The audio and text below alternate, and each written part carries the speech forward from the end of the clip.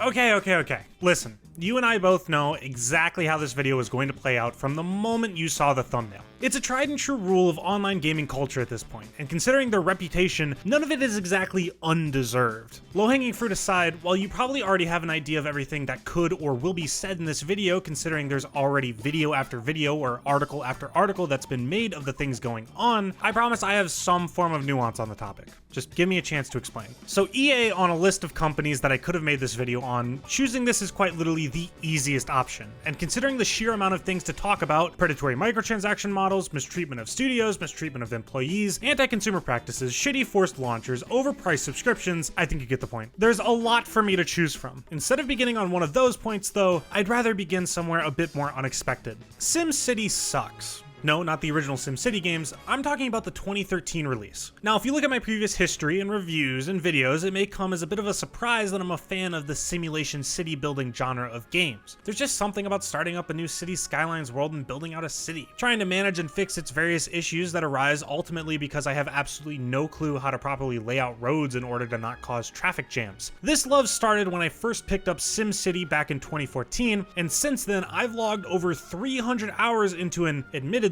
mediocre city simulator. It was an unfortunate entry into a franchise that was otherwise well respected. Maxis, the developers, have an extensive history of creating well put together and well received simulation games. From Spore to The Sims 3 and even their older SimCity games, Maxis were pioneers in their genre of games. But this opinion changed for the most part once Maxis decided to publish a reboot to the SimCity franchise that would finally take advantage of a full 3D city simulation. Upon release, however, it became abundantly clear that whatever hopes people might have had about this game were quickly crushed when they logged on to play and realized that a primarily single-player focused $60 city builder required a stable internet connection to play and forced you to play on a server if you wanted to, build a city. The wait times to get in these servers were so long that you couldn't play the game you paid for on launch even if you wanted to. This is shit you'd expect from an MMO, not SimCity. The launch has gone on record as one of the worst launches of a video game of all time, which basically forced EA to update the game a year later and let people play offline. Something they really should have just allowed in the first place. And unfortunately, that's not where the problems end for SimCity, because as I mentioned, for a game focused on simulating a city, it does a pretty poor job at it. You're limited to a tiny square in a region to build out your patch of a city that you will never be able to expand on.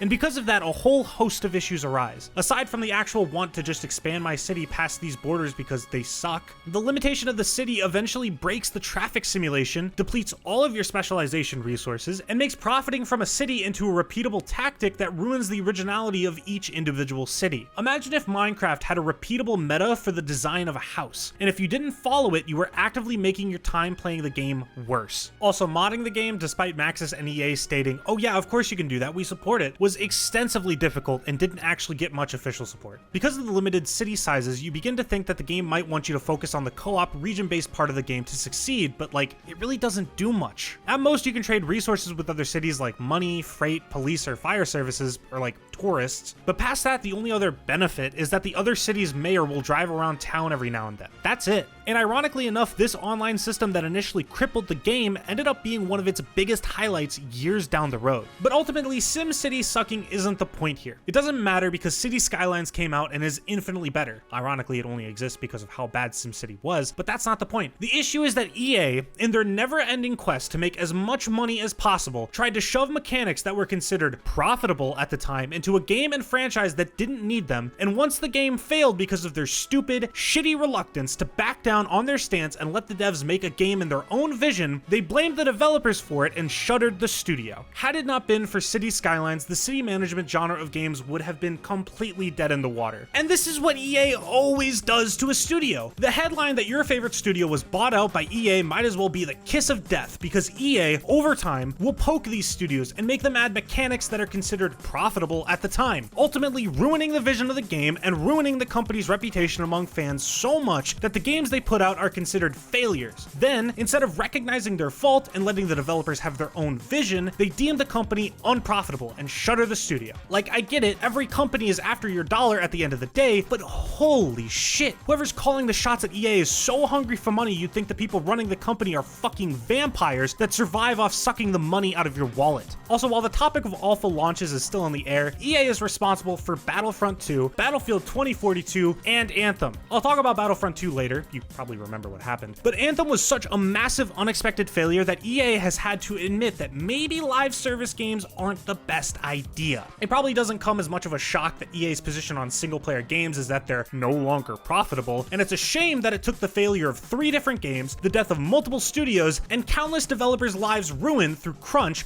wasted on these doomed projects for EA to finally acknowledge that maybe they might have fucked up. What's crazy is I can literally look this shit up on Google, Wikipedia, best-selling games of all time, and there's a large amount of these that are mostly single-player experiences. Literally hire me. Or don't, actually. Oh my god, don't, please. Now, while I'd be remiss to mention the launcher that these games release on, I've already talked about Origin a fair amount on my channel. The real question here is if I'm really petty enough to shit on Origin for a 3rd time. Yes, I love shitting on Origin, only because it's so deserved. I don't get how a company as money hungry, as profitable, as large as EA could possibly put out a launcher that sucks this much. The balls on this company to still release their games on Steam, but require Origin to be installed on someone's computer. Years after its release, it's still buggy, laggy, and an overall awful experience to deal with, and that's with less features than it originally launched with. It's so bad that EA abandoned it to create a brand new launcher called the EA app, which according to what people have said on Reddit is arguably worse than Origin. I'll give them a bit of slack, it's currently in beta and they're trying to get people to test it out before releasing it in full, but I don't trust EA. Their track record is literally Origin. The one requirement I want for a launcher is that whenever I open it, I don't feel dread. The bar is in hell. Arguably, one of EA's worst offenses is their overall impact on the gaming industry as a whole. The entire Battlefront 2 debacle is a by-the-books example of exactly how EA introduces predatory and anti-consumer microtransactions so bad into a game that it sparks international discussion around the idea of loot boxes and microtransactions in games. Their Reddit response to the issue quickly became the most downvoted comment on Reddit of all time. Not just because of the predatory practices they placed in game, but because the comment overall showed just how out of touch they were, not just with their own community, but with the gaming community at large. Battlefield 2042 is their leading example of not only being out of touch, but of their overall mindset with live service games where they release a mess of a game in the now and try to justify it over time by fixing it later. Now, admittedly, I never touched Battlefield 2042. I'm in an unwinnable situation where I'm damned if I did touch the game and damned if I don't. So if you truly like the game and believe in its future, by all means, use this to discredit my opinion. I personally made the decision to not touch it once all of my friends and YouTube reviewers I watched told me it was not worth the $60 on launch at all. That's not the point though. The fact that Battlefield 2042 had one of the greatest advertising campaigns for a game since Battlefield 1 and released in a state so broken that its Steam player count struggles to surpass Black Ops 3 is truly astonishing. The problems for the game were apparent in the beta, and the issues that prevail are things that are arguably fixable. The UI looks awful, and the actual experience of playing the game is held back by a myriad of performance issues and bugs, but that's all fixable. What's crazy is that in a post-mortem meeting of the game, EA made statements that said that Battlefield 2042 released within an acceptable state, which is fucking crazy that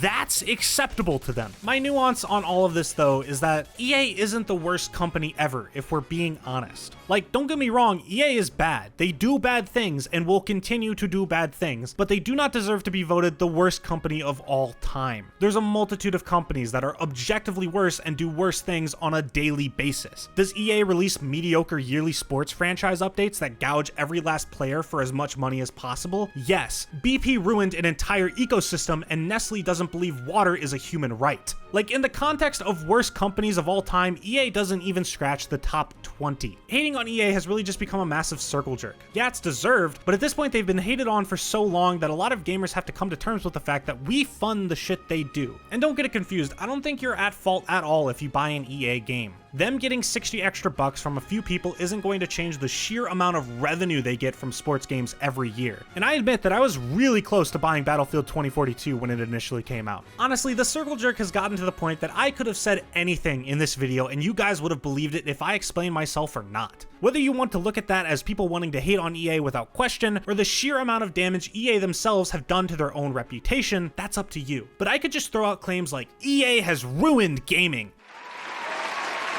EA has ruined the mindset of current gamers. EA has destroyed the gaming industry.